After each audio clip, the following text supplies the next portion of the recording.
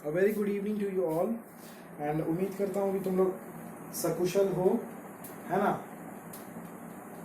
And और क्या उम्मीद किया जा सकता है तुम लोग से कि तुम लोग पढ़ लिख रहे होगे, है ना, बिकॉज तुम्हारा मेन काम तो पढ़ाई लिखाई है, उसको छोड़ के कोई काम थोड़ी है। एंड अगर तुम लोग कोई और काम कर रहे हो तो थोड़ा पढ़ाई लिखाई कर लो, काम करेगा, है ना। तो थोड़ा पढ़ाई लिखाई करना ज़्यादा ज़रूरी है एक्चुअली तुम लोगों के लिए। अगर नहीं करते हो तो दिक्कत है बच्चा, दिक्कत है, समझ गए, ये बात है।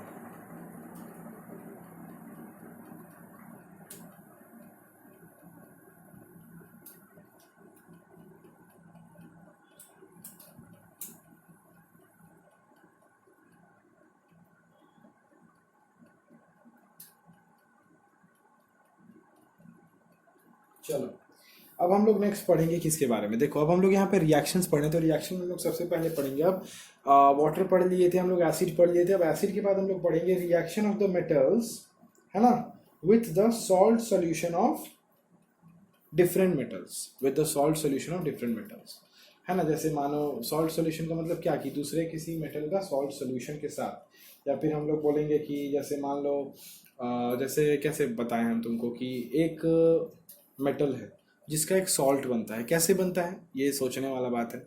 तो सॉल्ट तुमको पता है कि मेटल जब एसिड के साथ मिलता है तो वो सॉल्ट बनाता है। जैसे हम तुमको एग्जांपल देते हैं कि Na+H2SO4, तो ये मेटल है, ये मेरा क्या है, लिक्विड है, एसिड। अब ये रिएक्शन करेगा तो बनाएगा Na2SO4 प्लस हाइड्रोजन, ठीक है। आई होप कि बैलेंस्ड है, इक्वेशन नहीं है। अब हो गया बैलेंस। अब सवाल है कि ये जो मेरा बना, ये मेरा सॉल्ट बना, क्योंकि सॉल्ट प्लस हाइड्रोजन निकलता है ना, मेटल और एसिड को मिला के सॉल्ट प्लस हाइड्रोजन निकलता है। तो ये जो मेरा निकला, ये मेरा सॉल्ट निकला, ठीक है।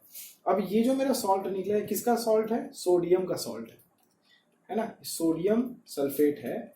तो एसिड में से ये सल्फेट लिया है, कौन लिया है, सोडियम लिया है। तो ये कौन सा सॉल्ट है, सोडियम का सॉल्ट है, इसका नाम है सोडियम सल्फेट। अच्छी बात है। अब हमको अभी ये पढ़ना है कि अगर हम इस सॉल्ट सोल्यूशन, ये सोडियम का जो सॉल्ट है Na2SO4, इसके साथ अगर हम लोग किसी मेटल्स को रिएक्ट करवाते हैं, समझ गए, तो क्या रिएक्शन होता है, कैसे रिएक्शन होता है, ये है कहानी।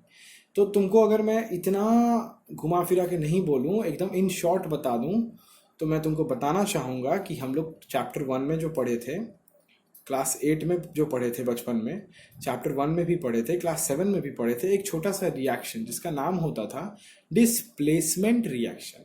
चैप्टर 1 में बहुत अच्छे से पढ़े हो तुम, डिस्प्लेसमेंट, डबल डिस्प्लेसमेंट। तो वही डिस्प्लेसमेंट रिएक्शन यहाँ पे तुमको दे रहा है।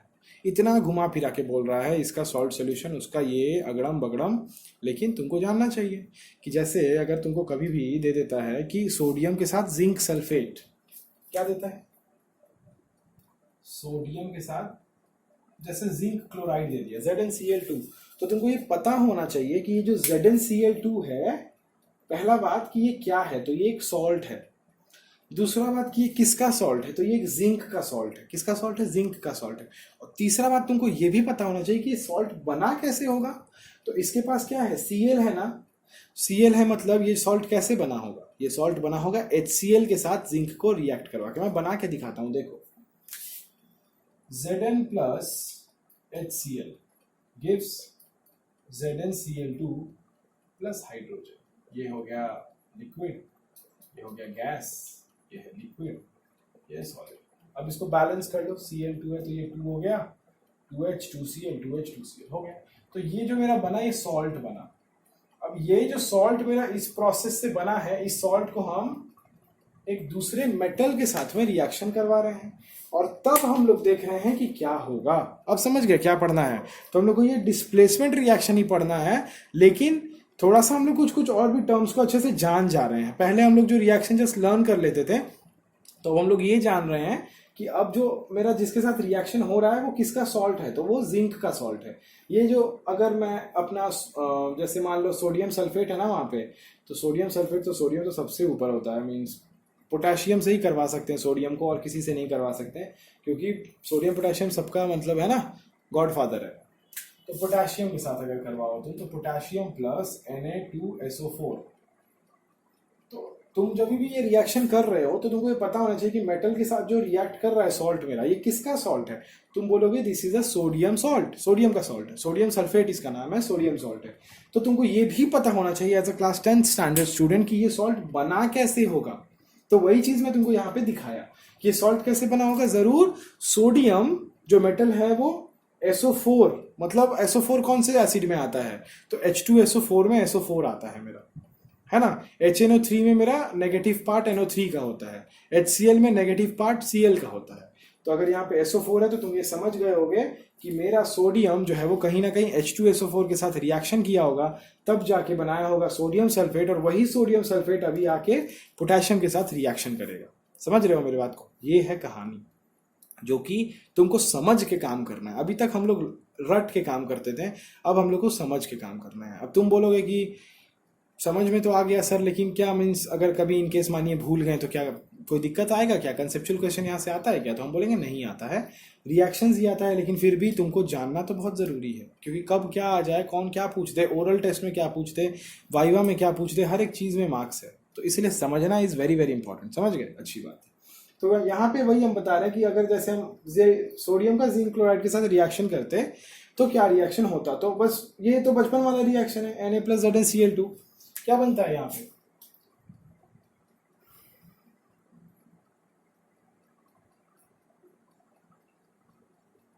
ये बनता है।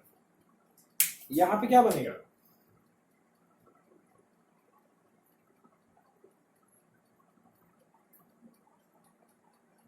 ये बनेगा, है ना। तो यही तो था हमारा डिस्प्लेसमेंट रिएक्शन, लेकिन इसको पढ़ने का तरीका मैंने चेंज किया है। चीज वही पढ़ रहा हूँ लेकिन तरीका मैंने चेंज कर दिया है पढ़ने का। समझ गए मेरी बात को।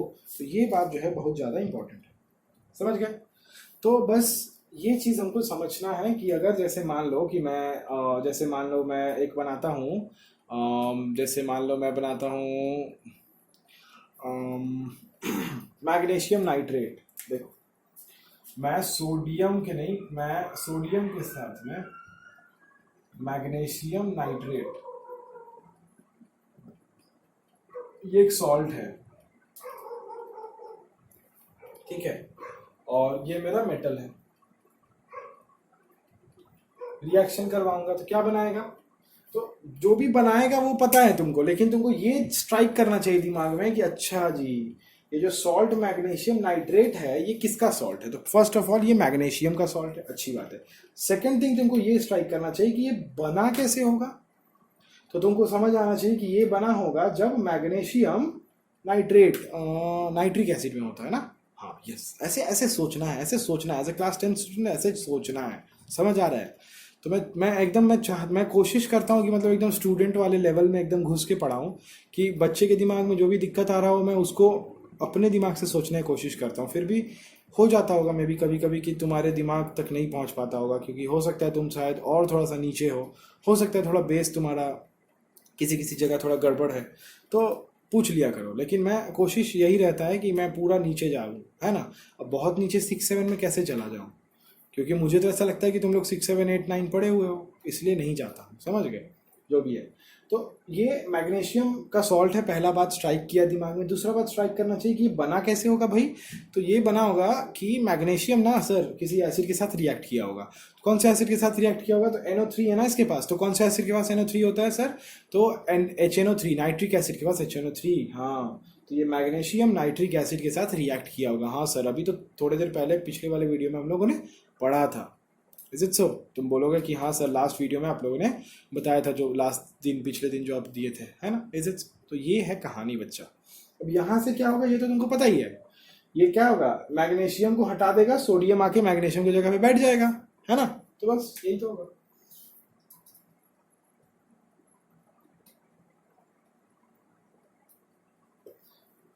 तो तो ये चीज हम लोग को पढ़ना है, समझ गए? इस तरीके से पढ़ना है, ये अप्रोच लेके पढ़ना है, समझ गए? एटीट्यूड ऐसा होना चाहिए कि सब जानना है, सबको समझना है, रटना कुछ नहीं है, समझ गए? ये है बात। तो ये है मेरा रिएक्शन। अब रिएक्शन के बाद मेरे को एक मिलता है जो चीज, उसका नाम होता है क्या?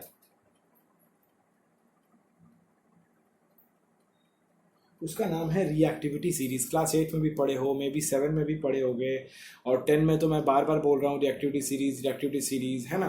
तो रिएक्टिविटी सीरीज जो होता है उसको हम लोग को सबसे पहले, अभी थोड़ी देर पहले समझाया भी था। तो रिएक्टिविटी सीरीज को जो है वो तुमको क्या करने का है? तुमको समझने का है, पहला बात। दूसरी बात है कि लर्न करने का है। लर्न तो करना ही है, क्योंकि अगर रिएक्टिविटी सीरीज लर्न नहीं किए तो तुमको अच्छा आदमी लोग ना ऐसे जस्ट क्वेश्चन में, एक छोटा सा क्वेश्चन 2 मार्क्स का पूछेगा एंड तुमको एकदम से चूना लगा देगा वो, है ना? पूछ देगा। जैसे अगर मैं ही पूछूं कि जैसे मैं पूछूं कि Ag प्लस FeCl3, एक रिएक्शन देता हूं मैं तुमको, Ag प्लस FeCl3, इसको इरेज करता हूँ, सब लिख लेना तुम, है ना?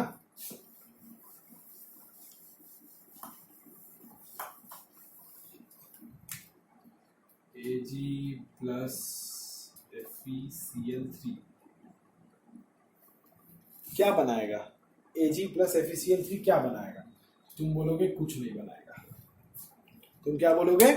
कुछ नहीं बनाएगा सर, कुछ नहीं बनाएगा। मजाक कर रहा है एग्जामिनर हमसे, उसको लगता है कि हमको कुछ नहीं आता है, लेकिन हमको तो पता है कि Ag कभी भी FeCl3 से कुछ नहीं बना पाएगा। अब हम बोलेंगे क्यों बच्चा, ऐसा क्यों? तो तुम बोलोगे कि अरे सर रिएक्टिविटी सीरीज पढ़े हैं ना हम लोग, रिएक्टिविटी सीरीज में क्या होता है? Ag नीचे रहता है और आयरन ऊपर रहता है ना? तो जो ऊपर है इसका मतलब वो ज्यादा रिएक्टिव है, और जो नीचे है वो कम रिएक्टिव है। तो कभी भी कम पावर वाला आदमी ज्यादा पावर वाला आदमी को हटा सकता है उसके चेयर से? कभी नहीं हटा सकता, कभी भी नहीं हटा सकता। तो ये जो है वो छोटा आदमी है, ये बड़ा आदमी है ना? छोटा आदमी बड़े आदमी को कभी नहीं हटा सकता है। वहीं तुम देखो, अगर हम रिएक्शन ये लिखें,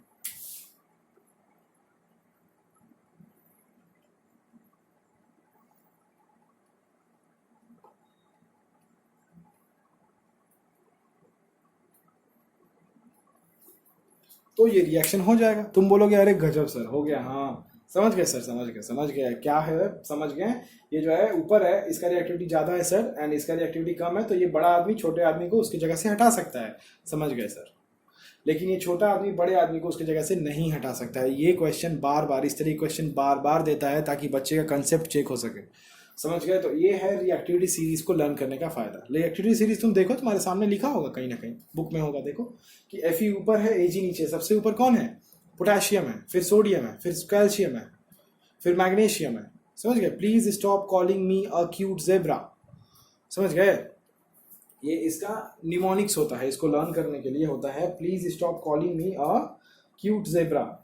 ओके, प्लीज मतलब पोटेशियम, स्टॉप मतलब सोडियम, कॉलिंग मतलब कैल्शियम, और का मतलब एल्यूमिनियम, जेब्रा का मतलब जिंक, है ना? उसके बाद होता है iron, lead, hydrogen, copper, mercury, silver, gold.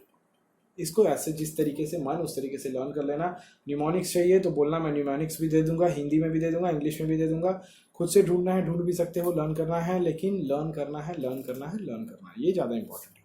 Learn करना इज़ वेरी वेरी इंपॉर्टेंट, समझ गए? तो इस तरीके से तुमको रिएक्टिविटी सीरीज पे क्वेश्चन बनता है, बनेगा, हर साल बना है, इस साल भी बनेगा। तो समझना है चीज़ों को, समझ गए? अच्छी बात है। रिएक्टिविटी सीरीज लर्न करना है मतलब लर्न कर लेना है एकदम साथ साथ, ठीक है? चलो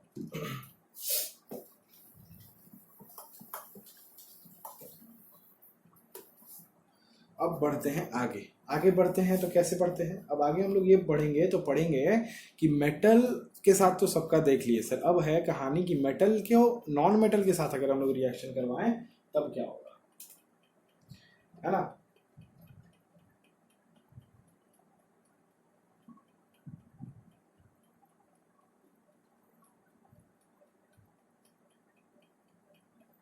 तो ये है कहानी कि सर मेटल और नॉन मेटल को अगर हम लोग रिएक्ट करवाते हैं, मेटल के साथ तो सबका अलग अलग आदमी लोग का अलग अलग रिएक्शन हम लोग देख लिए, लेकिन सवाल ये है ना सर कि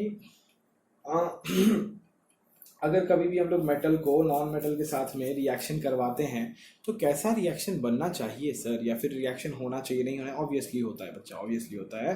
तुम लोग पढ़े हुए हो, क्लास 9 में भी पढ़े हुए हो, सोडियम और क्लोरीन पढ़े थे ना। सोडियम एक मेटल है जो कि इलेक्ट्रॉन देना चाहता है, मैंने ही पढ़ाया है तुम्हें, है ना। घूमते रहेगा, बोलेगा एक इलेक्ट्रॉन कोई ले ले, एक इलेक्ट्रॉन कोई ले ले, तब तक उसको मिलेगा क्लोरीन, जो कि ढूंढ रहा है कि कोई एक इलेक्ट्रॉन दे दो, एक इलेक्ट्रॉन दे दो, एक इलेक्ट्रॉन दे दो, ताकि हम स्टेबल हो जाए, है ना।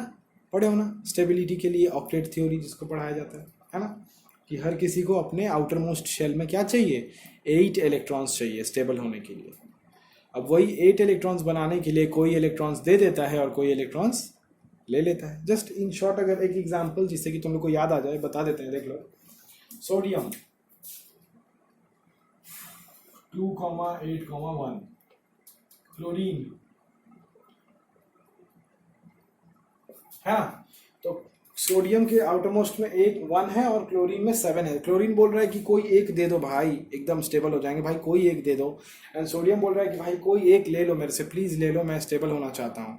तो दोनों घूमते घूमते दोनों एक दिन मिलेंगे और बोलेंगे अरे तुमको एक चाहिए, तो ये बोलेगा हाँ तुमको एक देना है क्या, अरे चलो चलो आओ आओ दोस्ती कर लेते हैं, आ जाओ, तो हमको एक दे दो, हम तुम्हारा एक ले लेंगे और हम दोनों जन मिलके क्या करेंगे, तुम Na+ बन जाना, हम Cl- बन जाएंगे, है ना। जैसे शायरी होता है ना, मैं बारिश हो जाऊंगा तुम बादल बन जाना, है ना।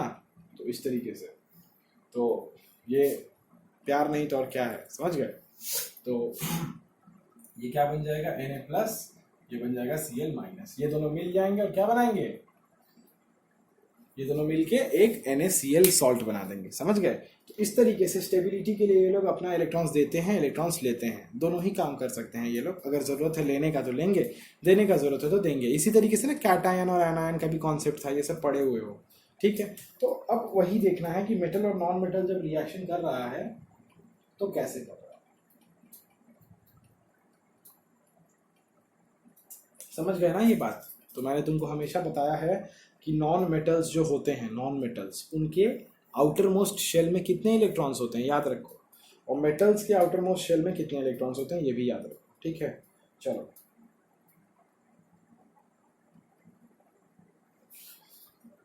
तो मेटल्स के आउटर मोस्ट शेल में 1 इलेक्ट्रॉन हो सकता है, 2 हो सकता है, 3 हो सकता है, और नॉन मेटल्स में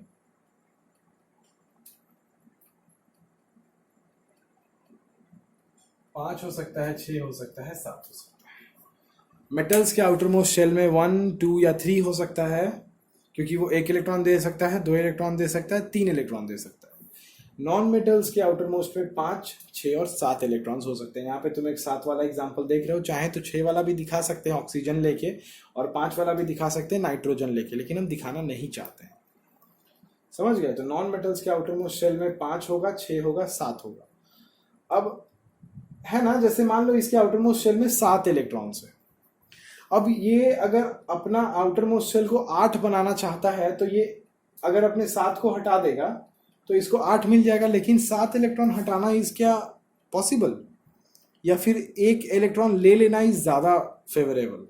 ये है कहानी एक्चुअली, कि तुम 7 इलेक्ट्रॉन्स हटाना चाहते हो स्टेबल होने के लिए, या फिर तुम 1 इलेक्ट्रॉन को लेना चाहते हो स्टेबल होने के लिए, कौन सा ज्यादा फायदेमंद है तुम्हारे लिए। तो बस वहीं पे मेटल्स एंड नॉन मेटल्स बन जाता है। जो इलेक्ट्रॉन्स देता है उसको मेटल्स बोलते हैं, है ना। क्योंकि देखो हम तुमको दिखा रहे हैं मैग्नीशियम,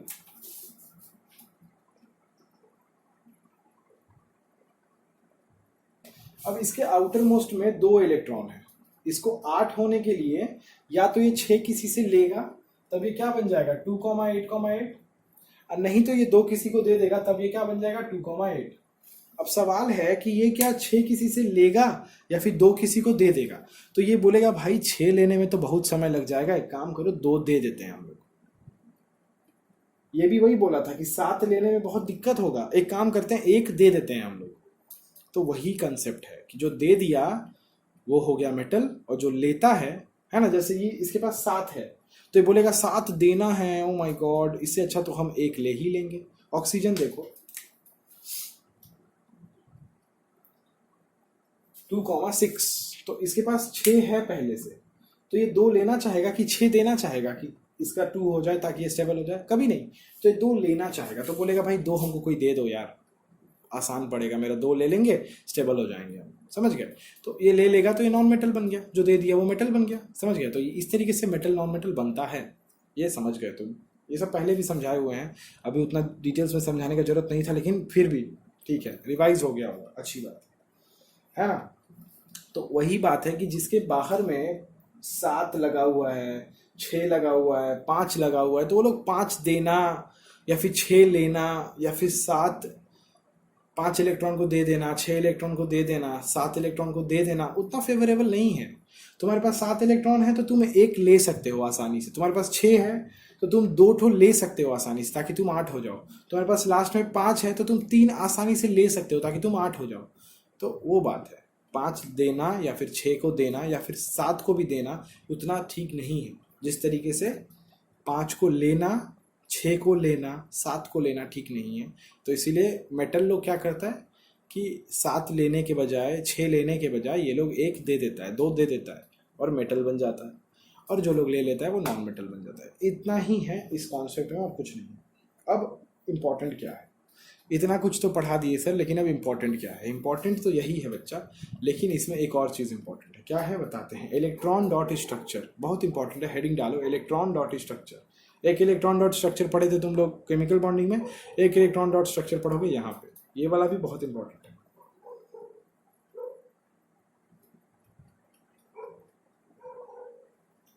ठीक है, मैं तुमको 2 कंपाउंड का फॉर्मेशन दिखाऊंगा, फटाफट उसको देख लो।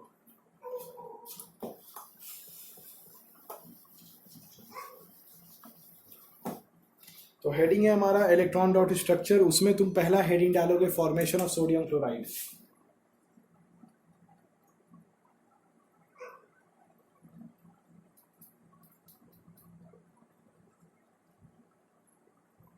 तो सोडियम कैसा है, सोडियम देना चाहेगा तो सोडियम देना चाहेगा, सोडियम दे दिया, दे के क्या बन गया Na+, है ना। क्या किया, एक इलेक्ट्रॉन को दे दिया, सोडियम था 2,8,1, अब हो गया है 2,8, हो गया। सोडियम एक इलेक्ट्रॉन को दे दिया, इस तरीके से हम लोग लिखेंगे। अब क्लोरीन 2,8,7, वो क्या करता है, एक इलेक्ट्रॉन को ले लेता है, क्लोरीन ले लिया तो क्या बन गया, क्लोरीन माइनस बन गया, 2,8,8 बन गया कि नहीं बन गया।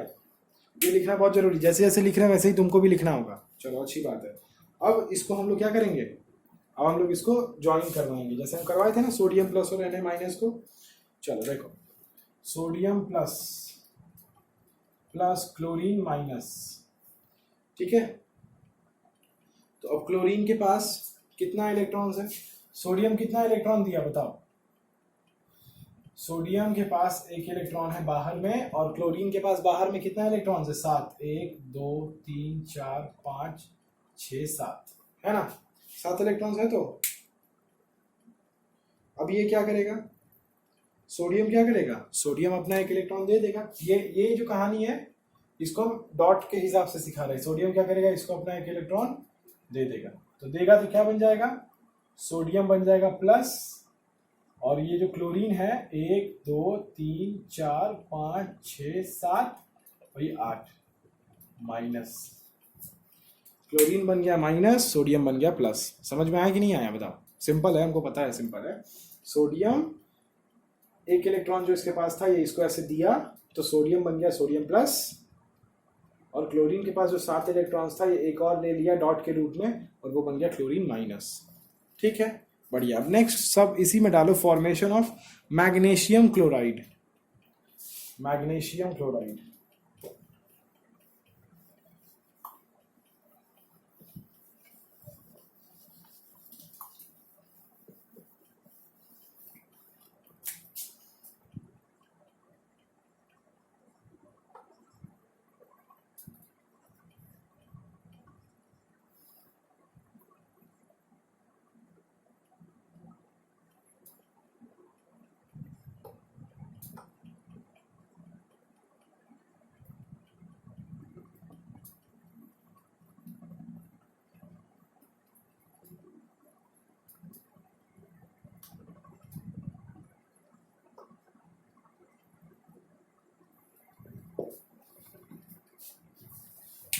ठीक है, ये होता है ना 2 क्लोरीन 2 ठो इलेक्ट्रॉन लेगा तो वो माइनस बन जाएगा, 2 क्लोरीन। चलो अच्छी बात है। अब इसको हम लोग डॉट के हिसाब से दिखाते हैं, मैग्नीशियम प्लस क्लोरीन,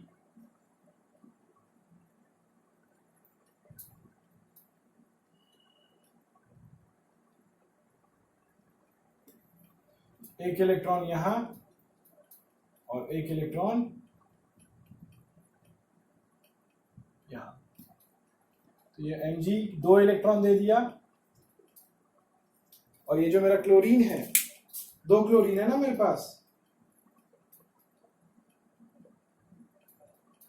तो ये दोनों क्लोरीन क्या करेगा, दोनों क्लोरीन माइनस हो जाएगा, है ना, होगा कि नहीं होगा, हो जाएगा। क्लोरीन 1 2 3 4 5 6 7 माइनस कितना है, 2 ठो है। क्या बना दिया, क्या बना दिया, MgCl2 बना दिया, है ना। इस तरीके से काम होता है बच्चा, इस तरीके से ही काम होता है। ये डॉट 2 अलग अलग नहीं बनाए, यहाँ पे अलग अलग दिखा दिए, यहाँ पे MgCl2 यही होता है ना फॉर्मूला, तो इस तरीके से फॉर्मूला बनता है, इस तरीके से फॉर्मेशन होता है, समझ गए। अब अगर मैं तुमसे पूछूं कि इस MgCl2 में कैटायन कौन है, एनायन कौन है, तुम बोलोगे सर ऑब्वियसली सर इसके पास प्लस चार्ज है तो ये कैटायन है, magnesium is the cation and chloride Cl minus is the anion. हम बोलेंगे वेरी गुड, चलो बढ़िया, गुड, ओके ओके। ये सब आई होप कि तुमको लोगों को समझ में आ गया है। अब इसके बाद हम लोग पढ़ेंगे और भी बहुत कुछ, लेकिन आज नहीं, in the next video. And बस आज के लिए इतना ही, इतना तुम लोग अच्छे से पढ़ लेना एंड वेट करो फॉर द नेक्स्ट वीडियो। कल मिलते हैं, चलो bye, have a good day.